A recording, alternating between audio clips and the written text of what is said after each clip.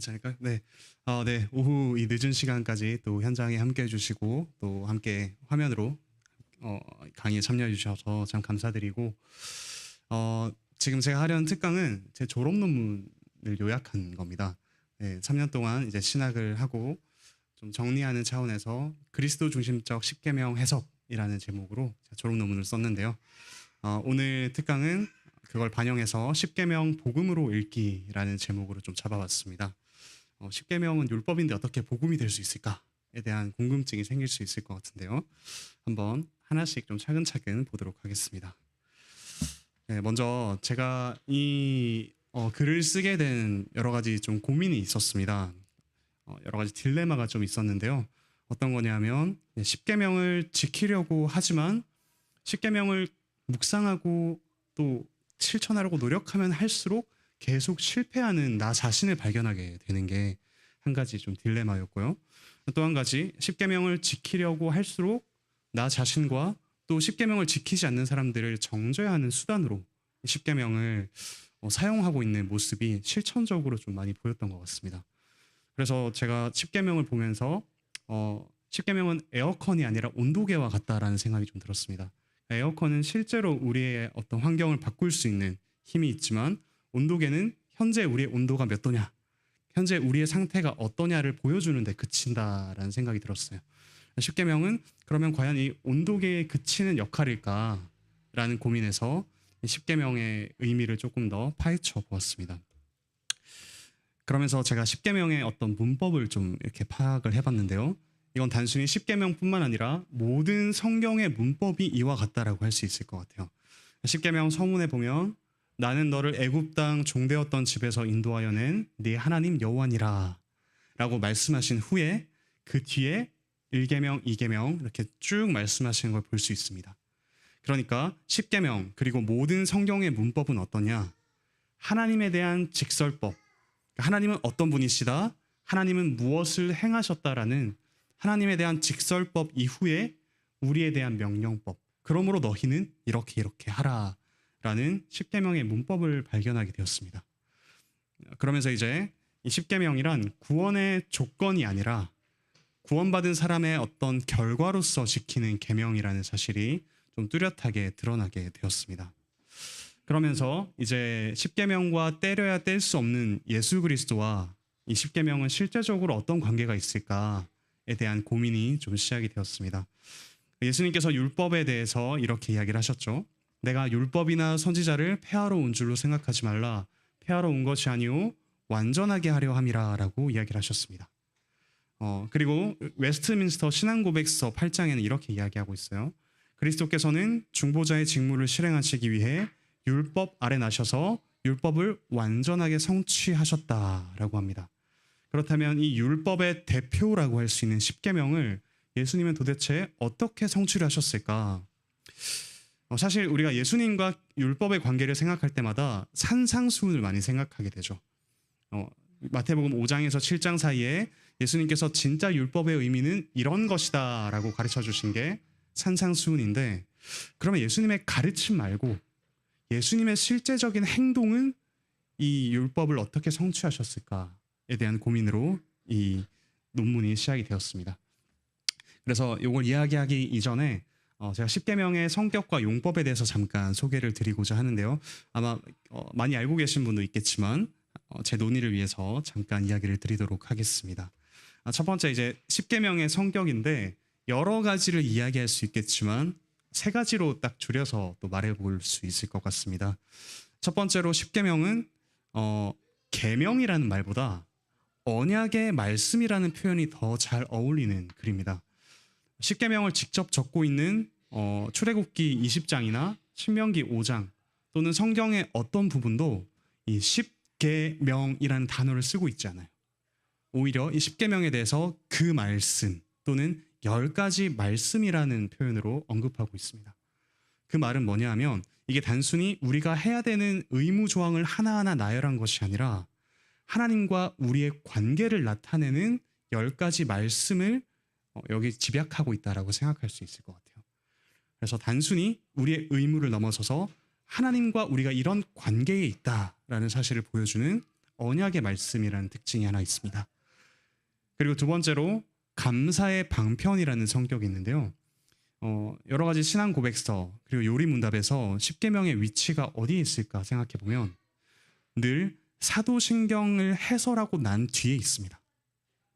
그리고 요리문답은 무엇을 이야기하냐면 성경에는 우리가 하나님에 대하여 믿어야 할 것과 우리가 하나님께 대하여 행해야 할 의무, 이 두 가지를 요약하고 있다, 이야기하고 있다라고 이야기를 하는데요. 늘 하나님께 대하여 믿어야 할 것이 먼저 나옵니다. 그 뒤에야 이제 우리가 하나님께 대하여 행해야 될 의무가 나오는데 이 의무의 대표로서 십계명이 나오고 있죠. 그러니까 이 말은 무슨 말이냐면 아까 직설법, 명령법 말씀드린 것처럼 우리가 하나님께서 행하신 그 모든 것들을 받은 사람으로서 어떻게 감사를 올려드릴 수 있을까? 그 내용이 바로 십계명이라고 이야기를 할 수가 있겠습니다. 그리고 십계명이 주어진 시점을 생각해 보면 구약에서 2번 주어지거든요. 혹시 어딘지 아시나요? 네, 그렇죠. 출애굽기 20장과 신명기 5장입니다. 이 둘 다 시점을 잘 보시면 출애굽기에서 주어진 시점은 하나님께서 야 너희 십계명 이거 다 지키고 난 뒤에 내가 구원해 줄게가 아니라 백성을 출애굽시키시고 난 뒤에 그러므로 너희는 나의 백성으로서 이렇게 살아라 라고 주신 게 십계명을 주신 시점입니다. 신명기에서도 마찬가지입니다. 신명기도 너희 앞에 이런 구원의 완성이 펼쳐져 있다. 그리고 광야의 모든 기간 동안 내가 너희를 인도하여 낸 것을 생각해보라.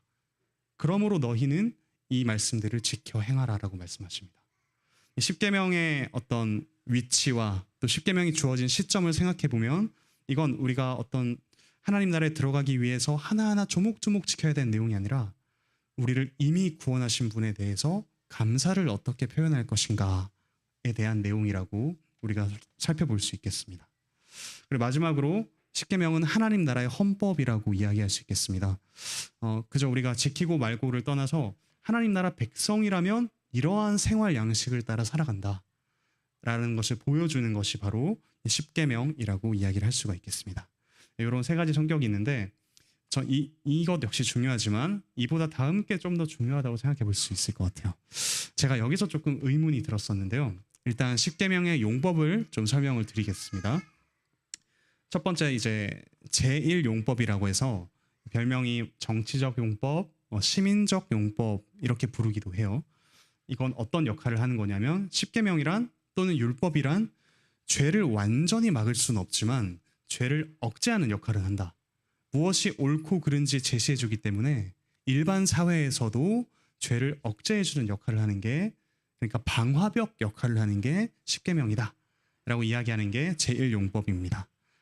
그리고 제2용법은 교육적, 경책적, 신학적 용법이라고 이야기를 하는데 우리가 예배 시간에 또 십계명 언약의 말씀을 듣잖아요. 네, 들을 때 어떻게 하죠 보통? 십계명의 말씀을 들으면서 그 말씀 하나하나를 지키지 못했던 우리의 죄를 깨닫게 됩니다. 그래서 자신의 죄를 인식하고 내가 아니라 그리스도를 의지하게 만드는 게 제2용법이라고 할 수 있습니다.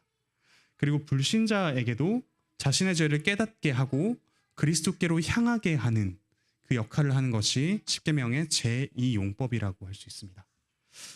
그래서 이 용법을 통틀어 거울의 용법이다라고 이야기를 하기도 하죠. 루터교 같은 경우는 이 제2용법을 가장 중요한 십계명의 용법이라고 이야기를 합니다. 반대로 우리 칼빈 선생님은 제3용법이 가장 중요한 용법이라고 이야기를 하는데요. 제3용법은 교훈적, 규범적 용법이라는 별명이 있고 아까 계속해서 말씀드린 대로 성도가 감사를 표현하는 내가 무엇으로 하나님께 감사를 표현할 수 있을까? 그런 감사를 표현하고 삶의 표준과 법칙이 되는 척도라고 이야기를 할 수 있습니다. 자, 그런데 이 세 가지 용법을 살펴보면 여기에 제2용법과 제3용법을 연결하는 무언가 하나의 고리가 필요하다는 생각이 좀 들었습니다. 그러니까 예수님께로 향하게 하지만 우리의 죄를 깨닫고 저는 답이 아닙니다. 주님이 답이십니다. 라고 하나님께 주님께로 향하게 하지만 그 주님이 어떻게 우리에게 답이 되시냐, 그 주님이 어떻게 구원을 구체적으로 이루셨냐에 대한 이야기는 여기에 빠져 있다라는 거죠. 그래서 제가 살펴보기를 원하는 것은 예수님께서 이 십계명을 어떻게 구체적으로 이루셨냐라는, 어떻게 보면 조금 발칙할 수도 있지만 2.5 용법이라고 제가 이야기해 볼 수 있을 것 같아요. 그래서 그것들을 우리가 좀 중점적으로 살펴보면 좋겠습니다. 십계명을 예수님이 어떻게 이루셨냐를 살펴보기 전에 어떻게 해서 우리가 십계명을 예수님 중심으로 살펴볼 수 있을까에 대한 어떤 근거를 먼저 좀 살펴볼 필요가 있을 것 같습니다. 말씀 세 구절을 제가 좀 가져왔는데요. 요한복음 5장 39절에서는 예수님께서 유대인들에게 이렇게 말씀하셨죠. 성경이 곧 내게 대하여 증언하는 것이라. 여기서 성경이란 구약 성경 전체를 이야기할 수가 있겠죠. 그리고 두 번째로 엠마오 도상에서 예수님께서 제자들을 만나셔서 이렇게 표현하셨습니다. 모세와 모든 선지자의 글로 시작하여 모든 성경에 쓴 바 자기에 관한 것이라고 이야기하셨습니다. 그러니까 결국 모든 성경은 예수님에 대한 것이라는 이야기고요. 결정적으로 누가복음 24장 44절에서는 모세의 율법 그리고 선지자의 글, 시편에 가리켜 나를 가리켜 기록된 모든 것이라고 이야기를 하셨습니다. 요 세 가지 모세의 율법과 선지자의 글과 시편은 구약 성경을 가리키는 좀 다른 표현이라고 할 수 있습니다. 구약 성경을 타나크라고 이렇게 이야기를 하는데요. 모세의 율법을 토라라고 이야기를 합니다. 아마 한 번쯤 들어보셨을 수도 있을 것 같은데 토라의 T 발음을 따서 타라고 하고요. 그 다음에 선지자의 글을 나빔이라고 해서 거기에 나를 따고요. 그 다음에 시편으로 대표되는 성문서가 있습니다. 케투빔이라고 해서 키읔 발음을 따서 타나크. 네, 이게 구약 성경을 가리키는 말인데 이 모든 것이 예수님을 가리켜 기록된 것이라고 예수님이 친히 말씀하고 계시죠. 그래서 이걸 바탕으로 구약 성경의 일부인 십계명 역시 우리가 그리스도를 가리키는 말씀일 수 있겠다라고 생각하고 살펴볼 수 있겠습니다. 네, 이때까지 혹시 어려움은 없으신가요? 괜찮으신가요? 네, 계속해서 좀 진행해 보자면 십계명 서론을 먼저 보면 하나님께서 나는 너를 애굽 땅 종되었던 집에서 인도하여 낸 내 하나님 여호와로라라고 선언하시고 시작하시죠. 마찬가지로 십계명을 모두 이루시고 우리에게 새 계명을 주신 예수님 어떻게 말씀하시냐면 새 계명을 너희에게 주노니 서로 사랑하라. 내가 너희를 사랑한 것 같이 너희도 서로 사랑하라라고 하십니다. 그러니까 십계명을 이루신 예수님께서는 어떻게 보면 이 십계명의 서론을 새롭게 쓰시는 분이라고 할 수도 있겠죠. 우리를 진정으로 구원해내시고 사랑하신 분이 어떻게 사랑하셨냐를 또 이야기하신다고 할 수 있겠습니다. 그리고 우리를 그렇게 사랑하셨으므로 디도서 2장 14절에는 이렇게 이야기하십니다. 그가 우리를 대신하여 자신을 주심은 모든 불법에서 우리를 속량하시고 우리를 깨끗하게 하사 선한 일을 열심히 하는 자기 백성이 되게 하려 하심이라. 너희 구원받았으니까 이제 끝이야 라고 말씀하지 않으시고 그러므로 선한 일에 열심을 내라라고 말씀하시는 게 예수님의 말씀이다 라고 이야기를 할 수 있습니다. 제가 사실 1계명에서 10계명까지 하나씩 다 살펴본다면 제 논문이 지금 있는데요. 졸업 논문인데 한 60페이지 가까이 돼요. 요거를 제가 속독으로 읽는다고 하더라도 아마 다 읽을 수는 없을 것 같아서 우선 앞에 1계명부터 4계명 그러니까 하나님 사랑에 대한 내용은 제가 간략하게 표지만 말씀드리고 이후에 좀 이웃 사랑에 대한 내용을 구체적으로 말씀드리고자 합니다. 각 계명에 제가 이름을 좀 붙여봤어요. 첫 번째 1계명. 네, 제가 이름 붙인 거 말고 혹시 1계명이 뭐였죠? 기억나시나요? 너는 나 외에 다른 신들을 내게 두지 말라라는 이야기죠. 그러니까 하나님만을 섬기라라는 내용인데 하나님만을 섬기는 데 있어서 가장 큰 우상, 가장 큰 대적이 뭘까라고 생각해 봤을 때 자기 자신이라고 생각해 볼 수 있을 것 같습니다. 다른 모든 우상이 있지만 그 모든 것들은 결국 자기 사랑을 위한 수단에 불과하겠죠. 하지만 예수님은 하나님이신 자기를 진정으로 드러내 보이셨고 반대로 인간인 자기 자신의 어떠함은 철저하게 부정하신 분이셨습니다. 겟세마네 동산의 기도를 생각해 보시면 가장 좀 이해가 잘 되실 것 같고요. 두 번째는 또 친히 인간이 되신 하나님의 본체시죠. 그러니까 너를 위하여 새긴 우상을 만들지 말라라는 2계명이 있는데 이 계명은 뭐 하나님 말고 다른 신을 섬기지 말라가 아니라 하나님을 섬기되 다른 것들에 빗대어서 하나님을 너희의 마음대로 빚어서 섬기지 말라라는 말씀입니다. 그에 반해서 예수님은 진짜 하나님은 이런 분이시다라는 것을 분명하게 보여주신 인간이 되신 하나님의 본체라고 할 수 있습니다. 그리고 세 번째, 하나님의 이름을 이렇게 만홀히 여기지 말고 함부로 부르지 말라라는 세 번째 계명에 대해서 하나님으로서 조롱받으셨지만 십자가에서도 조롱받으시고 저가 귀신의 왕의 힘을 빌어 귀신을 쫓아낸다라는 여러 가지 조롱을 들으셨지만 거기서 끝까지 자기 이름을 지키신 그 만왕의 왕이라고 할 수 있고요. 마지막 네 번째는 안식일의 주인으로서 우리에게 진정한 안식을 주시기 위해 그 안식일에 우리를 고치신 안식일의 주인이라고 할 수 있습니다. 네, 요 네 가지는 제가 나중에 좀 기회가 되면은 한번 말씀드리면 좋겠습니다. 네, 이제 본론이자 마지막 내용인데요. 5에서 10계명에 대해서 조금 이야기를 해보고자 합니다. 5계명은 내 부모를 공경하라라는 계명이죠. 이 계명을 제가 이름을 바꿔서 권위에 순종하신 권위자라고 이름을 지어봤습니다. 예수님께서는 그 누구와도 비교할 수 없는 참된 권위자이시죠. 여기서 부모를 공경하라고 했는데 부모는 단순히 육신의 부모뿐만 아니라 모든 권위를 가진 자라고 이야기를 할 수 있겠습니다. 그런데 예수님은 그보다 더 높은 권위를 가진 그 누구도 없는 가장 높으신 권위자이셨죠. 온 세상을 창조하신 창조주셨고 또 만물의 소유자이십니다.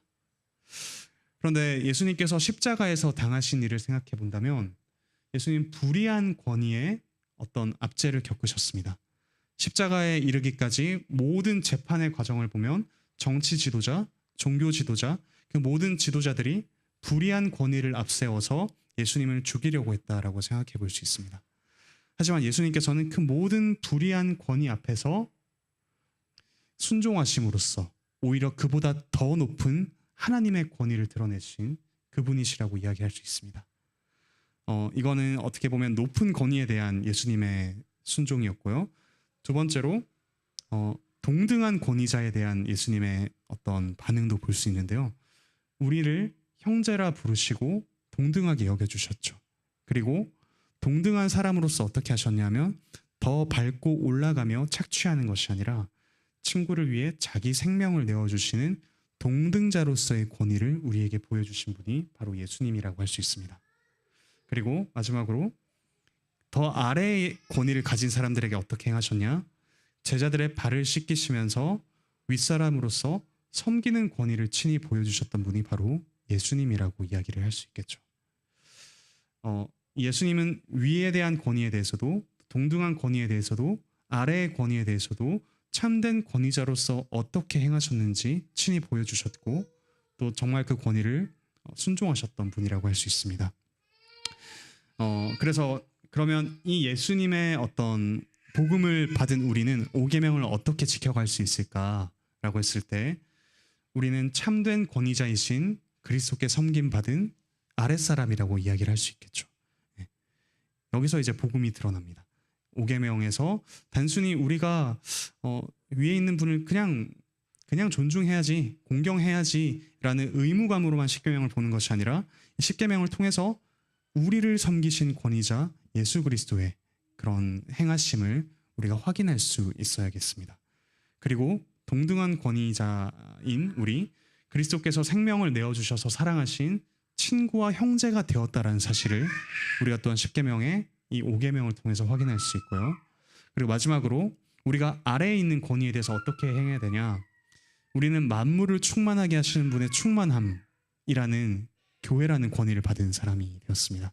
그러므로 우리가 우리 아래에 있는 어떤 권위에 대해서든 이 자연 만물에 대해서든 우리는 이런 충만함이라는 권위를 가진 자로서 당당하게 또한 권위를 섬기는 권위를 행할 수 있는 사람이 되었다라고 이야기를 할 수가 있겠습니다. 네, 이게 이제 5계명이었고요. 6계명의 별명은 제가 이렇게 지어봤습니다. 죽임 당하신 생명의 주인이라고 지어봤는데요. 예수님은 원래 생명의 주인이시고 그리고 단순히 이제 생명뿐만 아니라 사랑과 찬양만 받으셔야 하는 분이셨죠. 예수님께서 이 살인하지 말라라는 계명에 대해서 형제를 미워하지 말라, 또 형제에 대하여 나가라 하지 말라라는 이야기를 하셨는데, 이걸 뒤집어서 생각해 본다면 네 형제를 참으로 사랑하라라는 표현이라고 할 수 있습니다. 예수님은 그래서 원래 미움이나 어떤 살인을 당할 뿐이 아니라 사랑과 찬양만 받으셔야 할 그분이셨죠. 하지만 예수님께서 우리를 어떻게 사랑하셨냐, 이 육계명을 어떻게 지키셨냐 돌아봤을 때 우리의 어떠한 조건이 사랑받을 만하지 않을 때 우리를 사랑하셨다라고 생각할 수 있습니다. 로마서 5장 8절, 10절, 12절에 이렇게 나와 있죠. 우리가 아직 연약할 때에, 그리고 우리가 아직 죄인 되었을 때에, 그리고 우리가 원수 되었을 때에 그리스도께서 우리를 위하여 죽으심으로써 사랑을 확증하셨다라고 이야기를 하고 있습니다. 그러니까 예수님께서 육계명을 어떻게 지키셨냐 하면, 오히려 예수님을 미워하고 예수님을 죽이고자 하는 사람에게, 아무런 사랑받을 자격이 없는 이들을 위해서 가장 귀한 자기의 생명을 내어주심으로써 육계명을 지키셨다라고 이야기를 할 수가 있겠습니다. 그래서 예수님께서는 우리 사이에 막힌 담을 허시고 새 사람으로 지어 화평하게 해주셨죠. 그래서 우리의 육계명을 볼 때마다 우리가 예수님의 그러한 사랑을 받은 자라는 사실을 좀 생각해 볼 수 있겠습니다. 그리고 예수님께서 살인하지 말라라는, 그러니까 생명을 빼앗지 말라라는 계명을 뒤집어서 우리에게 영원한 생명을 주셨죠. 그 영원한 생명이 어떻게 우리에게 주어졌냐면, 부활의 첫 열매로서 예수님께서 우리에게 영생을 주시는 분이 되셨다라는 사실. 네, 이 육계명을 우리가 얻을 영원한 생명이 주어졌다라는 복음의 관점에서 좀 확인할 수 있으면 좋겠습니다. 네, 그래서 우리를 사랑하신 예수님을 닮아 우리 역시 일상에서 사실 미워할 만한 사람은 참 많은 것 같습니다. 저 사람이 나에게 이렇게 행했으니까, 저 사람의 조건이 저러니까 나는 당연히 미워할 만해라고 생각할 수 있지만, 우리가 죄인 되었을 때에, 연약할 때에, 원수 되었을 때에 육계명을 지키신 예수님의 복음을 생각한다면 우리는 이 육계명을 또한 복음의 그런 관점으로 지켜갈 수 있겠다 싶습니다. 네, 그리고 7계명은 제가 이렇게 이름을 지어봤습니다. 부정한 아내를 품으신 순결한 남편이라고 할 수 있겠습니다. 예수님께서는 우리가 어떠하든지 이 언약의 신실한 분이셨죠. 그러니까 간음하지 말라라는 계명은 결국 성적으로 다른 이들을 착취하지 말고, 또 부부관계 가운데서, 또 모든 언약 관계 가운데서 신실함을 지키라는 말씀인데, 예수님께서는 끝까지 언약의 신실한 분이셨습니다. 심지어 그 언약의 상대방인, 또 예수님과 관계를 맺었던 상대방인 제자들이 배신할 걸 모두 알고 계셨죠. 하지만 그들을 끝까지 사랑하시고 용서하시고 다시 세우셨던 예수님의 그 신실하심을 우리가 확인할 수 있습니다.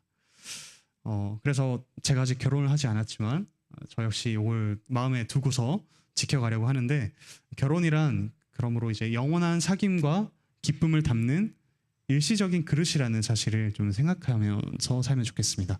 그러니까 예수 그리스도께서 우리에게 이러한 신실하신 분이라는 사실을 확인하는 그 관계가 또 바로 결혼이라는 사실을 생각하면서 우리가 참 신랑이신 그리스도를 사이에 두고 관계를 맺어가면 좋겠습니다. 네, 제 8계명을 지키신 예수님을 제가 또 이렇게 이름을 지어봤습니다. 8계명은 도둑질하지 말라죠.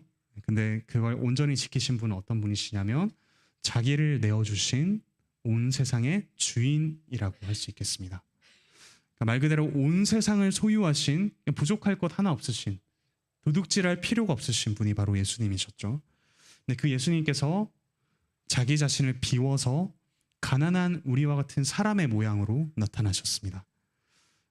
심지어 십자가에서는 옷까지 빼앗겨 벌거벗은 가장 가난한 사람의 모습으로 우리에게 생명을 주신 분이 바로 예수님이시라고 할 수 있겠습니다. 그래서 고린도후서 8장 9절이 이 8계명을 온전하게 지키신 예수님을 나타낸다고 할 수 있겠는데요. 제가 한번 같이 한번 좀 읽어볼까요? 고린도후서 8장 9절입니다. 시작. 우리 주 예수 그리스도의 은혜를 너희가 알거니와 부요하신 이로써 너희를 위하여 가난하게 되심은 그의 가난함으로 말미암아 너희를 부요하게 하려 하심이라. 아멘. 우리가 이 8계명을 지키려고 생각하기 이전에 이 8계명을 온전하게 지키신 예수님이 우리에게 복음으로 다가왔으면 좋겠습니다. 가장 부유하신 분으로서 가장 가난한 우리에게 풍성한 생명을 내어주신 분, 그 계명을 생각할 때 우리가 이 8계명을 온전하게 지켜갈 수 있겠습니다. 그리고 우리의 정체성 역시 우리가 그리스도라는 가장 부요한 분을 소유한 부요한 그리스도인이라는 사실을 이 8계명을 생각할 때마다 떠올리셨으면 좋겠습니다. 네, 그리고 9계명인데요. 9계명을 지키신 예수님을 이렇게 표현할 수 있겠습니다. 모함 당하신 진리라고 표현할 수 있겠는데요. 예수님은 원래 하나님의 말씀이시고 진리 그 자체이시고 끝까지 참되셨던 증인이셨습니다. 십자가에 이르기까지 모든 예수님에 대한 그런 거짓 증언 가운데서 끝까지 진리를 증언하신 분이 바로 예수님이시죠. 내 이웃에 대하여 거짓 증거하지 말라라는 계명을 어기는 사람들 한가운데서 끝까지 하나님에 대한 증언, 자신에 대한 증언을 지키셨던 분이 바로 예수님이십니다. 또 예수님께서는 이런 증언뿐만 아니라 성경의 증언 역시 신실하게 지키신 분입니다. 고린도전서 15장 3, 4절에 보면은 예수님께서 성경대로 죽으셨다가 성경대로 살아나셨다라는 표현이 있습니다. 마치 성경의 증언 역시 신실하게 지키신 분이 바로 예수님이시다라는 사실을 기억할 때 우리가 이 9계명을 제대로 지켜갈 수 있겠습니다. 그러므로 우리가 죄를 고백하는 데 있어서 어떻게 보면 전혀 주저함이 없을 수 있는 이유도 예수님께서 우리를 위하여 친히 참된 증언이 되셨기 때문이죠. 또 우리가 기도할 때도 기꺼이 하나님께 우리의 어떠함을 아뢰 수 있게 됐고요. 복음을 전도하는 일에 있어서 참된 증인이신 예수님을 생각하면서 그 안에서 이 복음을 지켜갈 수 있겠습니다. 네, 이제 마지막 10계명인데요. 10계명을 지키신 예수님을 제가 욕망을 이기신 사랑이라고 표현을 좀 해보았습니다. 예수님이 원래 창세 전에 어떤 분이셨냐라는 질문이 중세 때도 제기가 됐었거든요.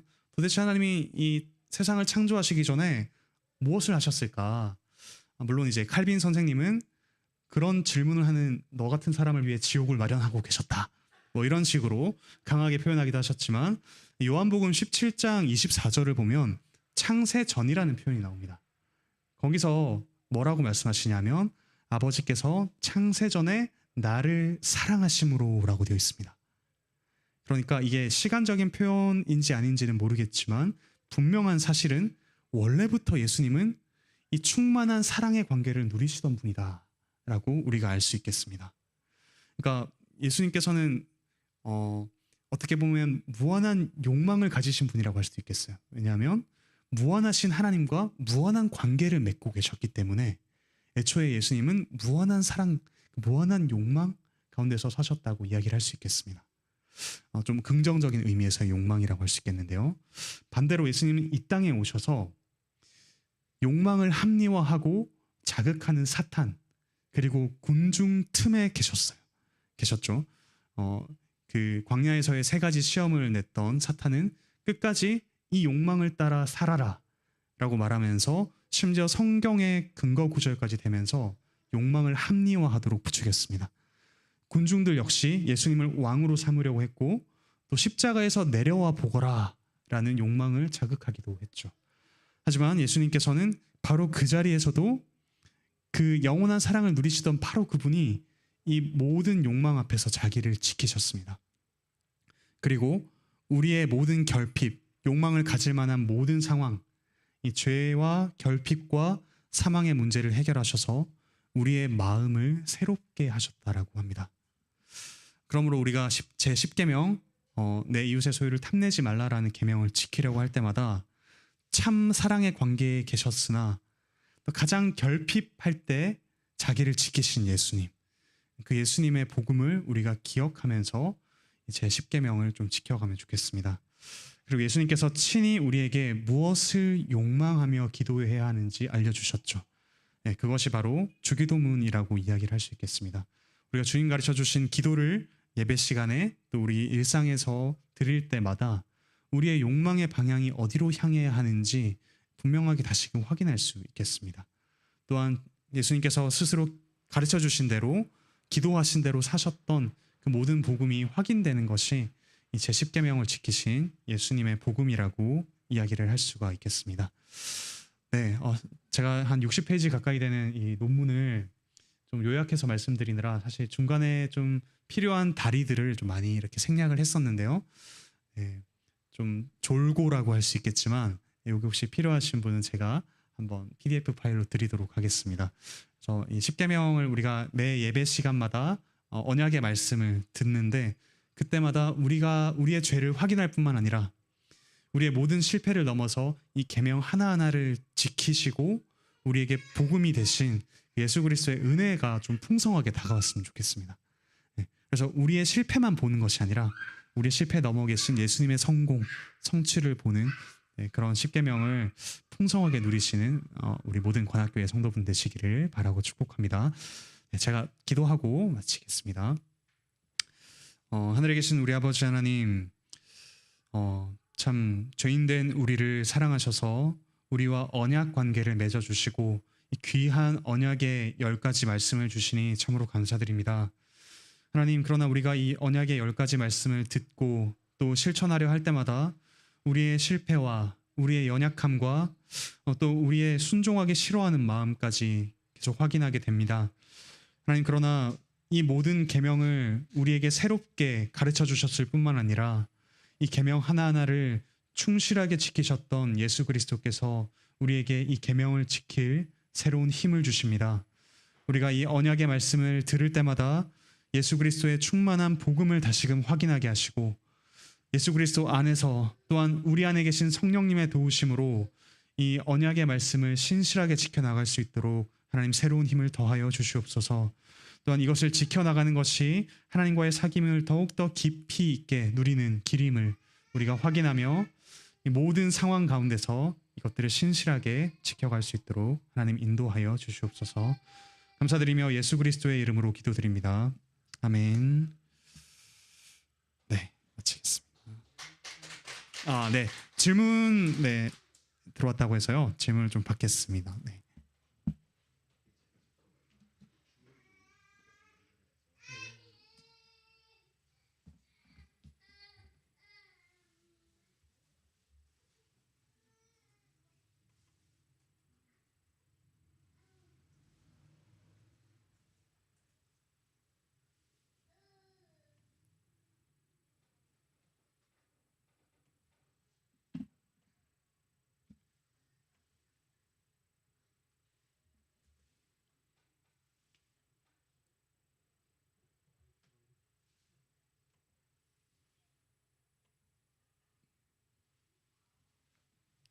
네, 현장에 계신 분들도 질문해 주시면 제가 답할 수 있는 만큼 답해 보도록 하겠습니다.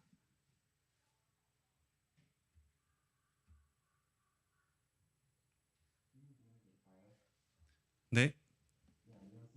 신주인데요. 아까 오계명 설명해 주시면서 예수님께서 이제 부자들을 섬기고 또 다른 성도들을 섬기시면서 오계명을 성취하셨다고 설명을 해주셨는데 그러면은 오계명이 사실 부모를 존경하라는 그 말씀이기에 보통 권위에 순종을 해야 한다는 말씀을 많이 이해를 하는데 그것이 권위에 순종할 뿐만 아니라 성도 안에서 우리가 서로 섬겨야 된다는 뜻도 담고 있다고 이해하면 되는 건가요? 네, 그 권위에 순종하라고 했을 때 흔히 이제 윗사람에 대한 권위를 생각하기 쉬운데요. 한편으로 우리가 가진 권위가 또 있을 텐데 이 권위가 우리가 윗사람으로서의 권위가 있을 수 있고 또 동등한 사람으로서의 권위가 있을 수 있고 또 아랫사람으로서의 권위가 있을 수 있겠습니다. 그래서 이 권위에 순종하라는 말씀은 우리가 그런 권위의 관계 속에서 윗사람에 대해서 또 동등한 사람에 대해서 또 아랫사람에 대해서 이 권위에 합당하게 행하라라는 말씀으로 좀 더 확장해서 이해를 할 수 있겠습니다.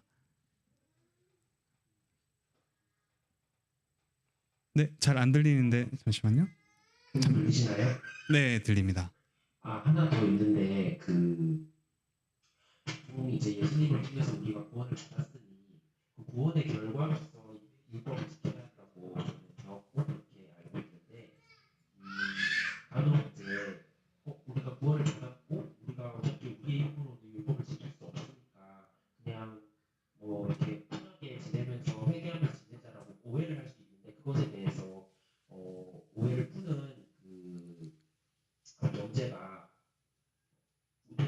그걸 진정으로 예수님 안에 있는 사람이라면은 결국에는 율법을 지키며 살아갈 수밖에 없게 된다는 것으로 좀 배웠거든요. 성령님을 통해서. 그러니까 근데 이게 굉장히 애매한 게 우리 몸으로도 우리가 율법을 지킬 수 없는데 우리 구원의 결과로서 우리가 성령님을 통해서 율법을 지킬 수 있지만은 그렇다고 해서 우리가 우리의 마음대로 하는 것이 아니라 율법을 지키려고 하는 그 노력이 필요한 것이고 그렇지만 그것은 우리의 권모가 아니고 이걸 뭐라고 할까나 약간의 이런 자가 비판적인 면모가 사실 많이 나타나거든요. 이 부분에 대해서는 성도들이 어떻게 이해를 해서 삶을 살아갈 수 있을지 혹시 설명해 주실 수 있을까 싶습니다. 네, 아마 평소에도 목사님께서 설교를 하시고 앞으로도 좀 많이 해주시긴 할 테지만 제가 좀 이해하는 바로 설명을 좀 드리자면 기본적으로 이 율법을 지키려고 노력한 사람만이 조금 위험한 이야기, 좀 극단적으로 이야기를 해서 율법을 철저하게 지키려고 노력해 본 사람만이 어떻게 보면 하나님의 복음이 얼마나 풍성한지 또 알 수가 있을 것 같습니다. 그러니까 너무도 당연하게 우리가 값없이 받은 은혜라고 이야기를 해서 이 율법의 요구들이 얼마나 깊은 것인지 또 얼마나 철저한 것인지 알지 못한 채로 그렇게 은혜를 생각하고 값싼 구원을 받았다라고 생각할 때마다 그 구원의 감격은 사실 거의 뭐 얕을 수밖에 없다라고 생각이 들고요. 그리고 기본적으로 우리가 그 구원을 받은 감격이 있다면 기본적으로 우리를 구원하신 분을 위해서 어떻게 감사해야 될까라는 생각을 할 수밖에 없다라고 생각이 듭니다. 네. 구원을 받은 자로서의 어떻게 보면은 합당한 반응 자체가 내가 이거를 통해서 구원을 받아야지라는 아등바등 노력하는 그런 노력이 아니라 이미 받은 구원에 대해서 어떻게 조금 더 감사할 수 있을까라는 생각의 방향 자체가 좀 다르겠죠. 네, 구원을 어떻게 얻을까라는 두려움이 아니라 이 모든 불가능성에도 불구하고 우리를 위해 신실하게 사신 그리스도가 얼마나 우리에게 큰 복음이 되는가라는 감격으로 인해서 이 복음을 좀 철저하게 지켜가려고 하는 것이 우리의 마음이 아닐까 그렇게 생각을 해볼 수가 있겠습니다. 네. 네.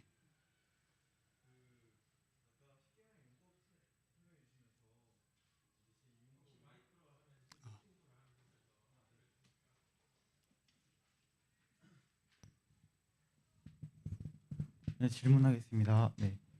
아까 용법 10계명의 용법 설명해 주시면서 첫 번째로 이제 좀 인간의 죄악이 너무 날뛰는 것을 제어해 준 역할로서의 일용법을 말씀하셨고 두 번째로는 이제 사람이 율법을 지키려고 하지만 지키지 못하는 본인의 모습을 보면서 예수님을 찾게 되는 그런 걸로서의 이 용법을 말씀해 주셨고 제3 용법으로서는 이제 우리들이 구원받은 것에 대한 감사함으로써의 제3 용법을 말씀해 주셨잖아요.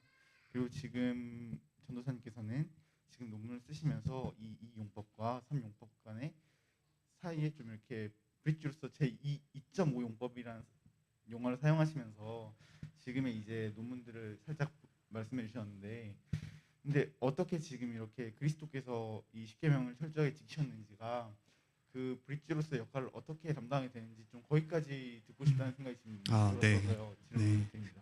감사합니다.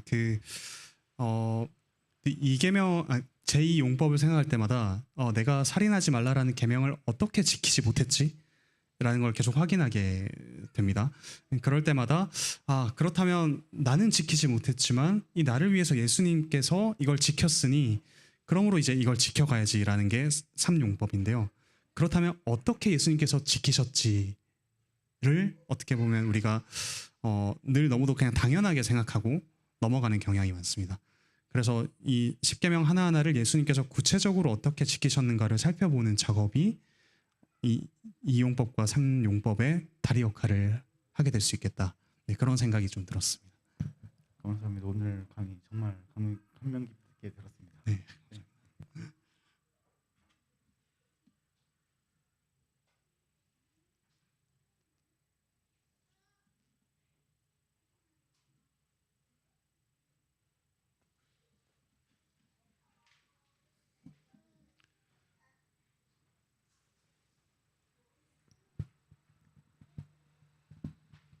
예, 나중에 논문 받아서 좀 읽어보고 질문을 더 드릴 수 있을 것 같은데 오늘 여기서 드리고 싶은 질문은 그리스도를 통하여서 복음으로서 십계명을 우리가 보는 신약의 성도들로서 강의를 들었거든요. 근데 문득 그런 생각이 들었습니다. 그 구약 성도들에게 물론 죄가 없었더라면 하나님께서 십계명을 주시지 않았을 것 같은데 죄를 지은 이스라엘 백성들에게 십계명을 온전히 지키는 것으로 구원에 이를 수 있다는 것, 그것 자체도 저는 복음이라고 생각을 하고요. 다만 그들이 온전히 지킬 수 없었고 또 예수님께서 그 복음을 자발적으로 즐겁게 지키셨던 것처럼 지키지 못하고 그것을 어떤 의무감으로 지켜가는 것으로 변질되었던 것이 구약의 성도들의 문제점이라고 볼 수 있는데요. 그렇다 할지라도 구약 성도들이 만약에 오늘 강의를 듣고 물론 예수님을 보지 못했지만 오실 메시아를 사모하면서 십계명을 온전하게 지켜갔다라면 그것 또한 이제 복음이 아니었을까라는 생각이 이제 들거든요. 그래서 물론 오늘 주제와는 약간 떨어질 수 있지만 이게 아까 질문하고도 유사한 게 이게 2.5 용법으로서 이해할 수도 있는 게 우리가 이 십계명을 완전히 지금 저희가 버린 것이 아니고 새롭게 바르게 이해할 뿐이고 그리스도를 쫓아서 그분의 제자된 삶으로서 우리가 십계명을 지금 이해하고 배워가고 있지 않습니까? 그래서 사실은 좀 더 담대하게 십계명을 율법으로서 받아들이고 지켜가는 것에 대해서 율법주의자로 우리가 오해받지 않고 좀 더 적극적으로 그것들을 지키는 것에 대해서 어떻게 생각하시는지 좀 설명 듣고 싶습니다. 네, 일단 이 십계명 자체를 그러니까 이걸 못 지키면 내가 지옥에 떨어져라는 두려움으로 지키지 않고 내가 정말 하나님의 백성이 되었고 또 하나님의 자녀가 되었다면 나의 어떤 새로워진 신분에 걸맞은 생활은 이거야라는 어떻게 보면 자의식, 새로운 자의식일 수 있겠죠. 그러니까 하나님 나라의 새로운 헌법을 지키는 그런 새로운 자의식으로서 이걸 꾸준하게 지켜가는 거는 저는 되게 건강한 자의식에서 비롯된 그런 실천이라고 생각이 들고, 다만 이것들을 가지고 성도들의 등급을 나눈다든지 쟤는 저건 제대로 못 지키네 라는 식으로 등급을 나눈다든지 끊임없이 자기 자신에 함몰되어서 난 이건 정말 못 지키는 사람이야 라는 절망으로 끝이 난다면, 그러니까 지키면 지킬수록 그런 생각이 자꾸만 든다면 이건 오히려 십계명을 오용하고 있는 거라 생각이 들고, 반면에 그때마다 예수님께서 나를 위해 어떻게 이걸 지키셨냐라는 걸 끊임없이 확인하는 것, 그러니까 이 2.5, 3용법을 계속해서 왔다 갔다 하는 게 어떻게 보면 우리 안에 어떤 율법을 지키는 건강한 메커니즘이 아닐까라는 생각이 좀 듭니다. 그래서 이 용법은 이제 이 용법은 폐기되었어, 뭐 3용법만 해야 돼, 이런 게 아니라 계속해서 좀 왔다 갔다 할 수 있는 그런 어떤 길을 뚫는 것, 그것이 우리에게 좀 중요하지 않을까 생각이 듭니다.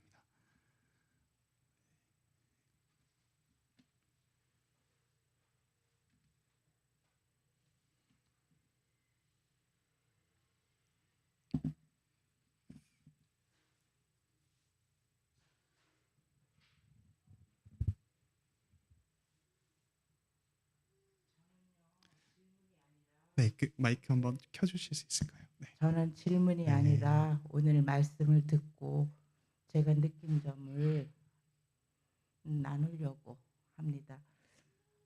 저는 지금까지 십계명 하면 이렇게 전도사님 뒤에 있는 저 파란 종이 위, 파란 스크린 위에 활자로 1계명, 2계명, 3계명 한 것처럼 헌법 비슷한 그런 느낌이어서 이 십계명은 이거는 정말 지키기 힘든 거야. 어떻게 인간이 이걸 다 지켜? 그런 강박감 이런 속에서 십계명을 대했는데 오늘 전도사님 말씀을 들으면서 그 활자들이 하나씩 떨어져서 내 마음에 와서 딱딱한 그 내 밭을 이렇게 파는 그런 느낌이 돼서 너도 할 수 있어. 너도 지킬 수 있어. 예수님 지키셨잖아. 충분히 너도 할 수 있어. 어려운 거 아니야. 활자가 하무라비 법전이 아니야. 실생활에서 충분히 할 수 있어. 이런 용기를 주셔서 감사합니다. 감사합니다. 네.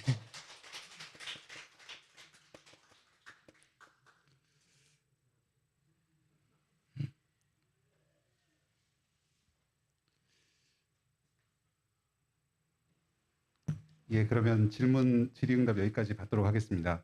참 오늘 부활주의를 맞이해서 이 특강을 마련했는데 참 예수 그리스도의 그 십자가 고난과 부활의 영광을 십계명에 대한 그 강의를 통해서 아주 풍성하게 누릴 수 있는 좋은 시간이 되었던 것 같습니다.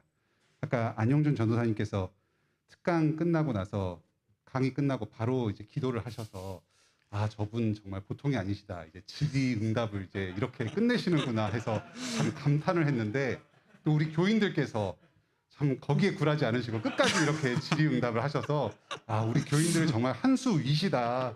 더 대단하시다. 이런 생각을 했습니다. 참 오늘 그 좋은 강의 해주신 안용준 전도사님께 또 우리 성도님들께 참 감사드립니다.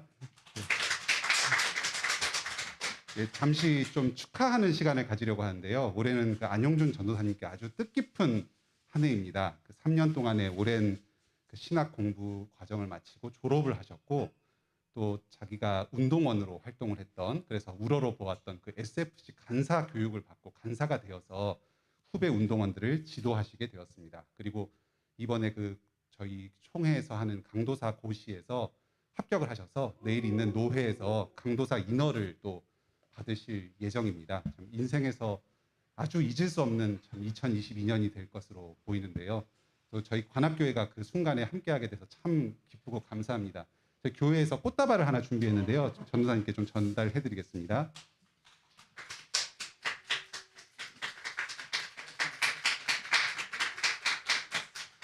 예, 유해신 목사님 잠깐 나오셔서 좀 그 선물 저희 교회에서 마련한 선물도 좀 전달해드리겠습니다.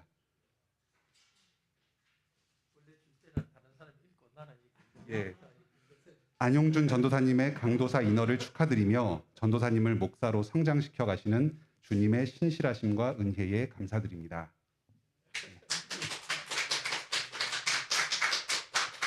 예, 목사님께서 그 격려 말씀과 또 기도해 주시겠습니다.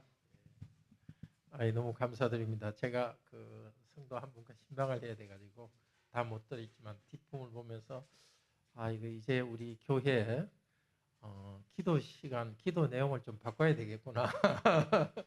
아주 2.5 십계명 2.5라는 게 상당히 중요한 부분인 것 같습니다. 그러니까 우리가 예수님 은혜로 죄용서 받을 뿐만이 아니라 예수님께서 이루신 그 예수님의 행위를 우리의 것으로 받으면서 그 은혜에 감격해서 또 거룩하게 살아갈 수 있다는 거 참 좋은 내용이고 다음에 기회 있으면 또 박사학위 한번 논문 써도 되겠다 생각이 들었습니다. 그리고 항상 뭐 느끼지만 어떻게 그렇게 조리 있게 이렇게 잘 발표하시는지 참 주님께서 좋은 은사 주신 것 같습니다. 앞으로 제가 칭찬했으니까 앞으로 겸손하게 더 주님께 잘 사용해 주시기를 사용되길 바랍니다. 우리 함께 기도하겠습니다. 자비로우신 하나님, 주님께서 우리 안용준 전도사님을 영원전부터 하나님의 아들로 예정하여 주시고 예수 그리스도를 통한 구원의 은혜에 참여하게 하심을 감사합니다. 또 구원의 은혜를 전달하는 은혜의 수단으로 사용하여 주셔서 감사합니다.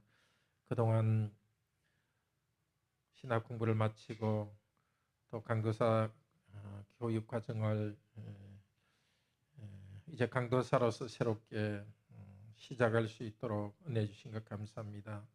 졸업과 이 모든 은혜 감사드렸고 또 새롭게 SFC 간사로서 이 무너진 대학을 세울 수 있도록 하시니 감사합니다. 주님께서 이 종에게 주신 은사를 정말 섞이지 않고 이 종으로서 힘껏 사용하게 하시고 또한 우리 주님께서 사용하여 주시기를 원합니다. 날마다 성령님께서 지혜와 사랑과 능력을 풍성하게 해주시기를 원합니다. 계속 성장하며 주님께 경건히 능력이 자라갈 수 있도록 도우시기를 원합니다. 말씀에 대한 깨달음이 더 많아지면서 성도들을 잘 가르치고 또한 SFC 학생들을 잘 가르쳐서 복음으로 저 서울대를 세울 수 있도록 은혜 주시옵소서. 오늘도 이렇게 자신이 가진 은사로서 섬기신 것을 주님께서 기쁘게 받아주시니 감사합니다. 함께 이 말씀을 듣고 축하하고 한 공동체로서 오늘 참여한 우리 모든 성도들에게 복리려 주시옵소서. 부활하여 영광 중에 계신 우리 주 예수 그리스도 이름으로 기도드립니다. 아멘. 네, 감사합니다. 편안히 돌아가시고.